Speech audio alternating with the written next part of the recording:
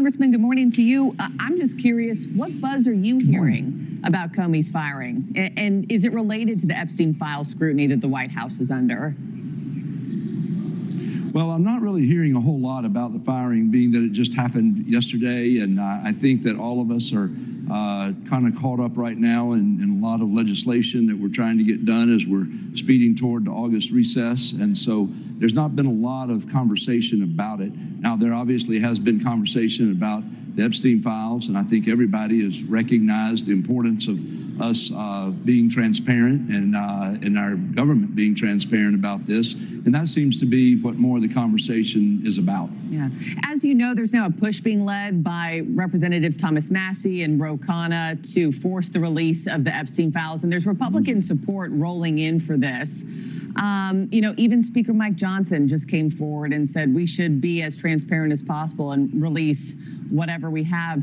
Do you support this move, sir? Well, at this particular point, I've not had a chance to look over all of the text of the bill. Again, I think what the Speaker said is very accurate, and I think that we are wanting transparency and are going to do whatever we need to do to try to get there. I think this White House wants it as well. The President has said in recent days that, if we've got information, Pam Bondi has it, then go ahead and release it and get it out there. I think people want to know what we know or what is there. But we've also got to be very aware where there are prosecutions, where there are investigations. We want to make sure that we certainly don't compromise those in the process as well.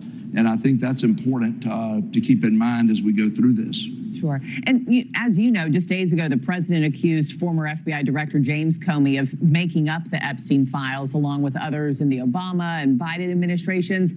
Congressman, does that signal to you that Trump believes that the documents contain either false or misleading information related to him?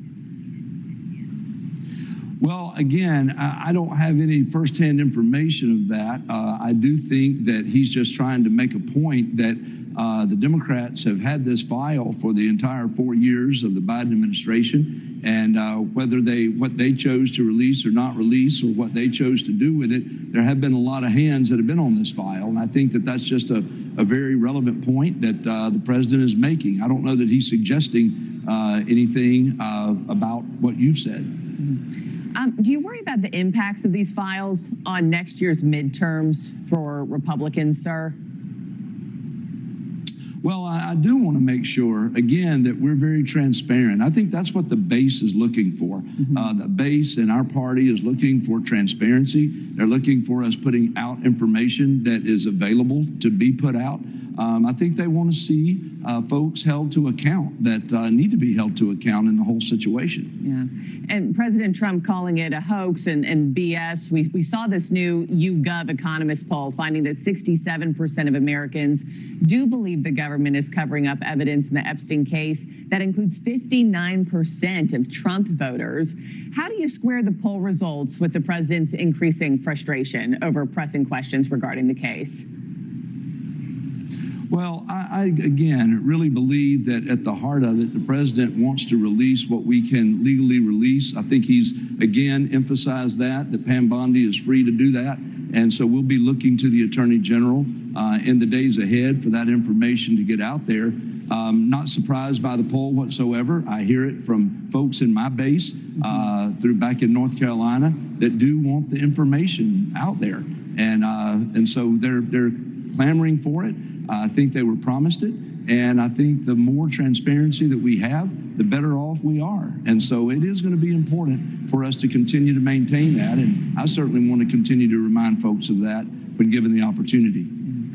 I got to end it there, but Congressman Mark Harris, as always, thank you for your time, sir. Appreciate it. Thank you. Pleasure to be with you. You as well.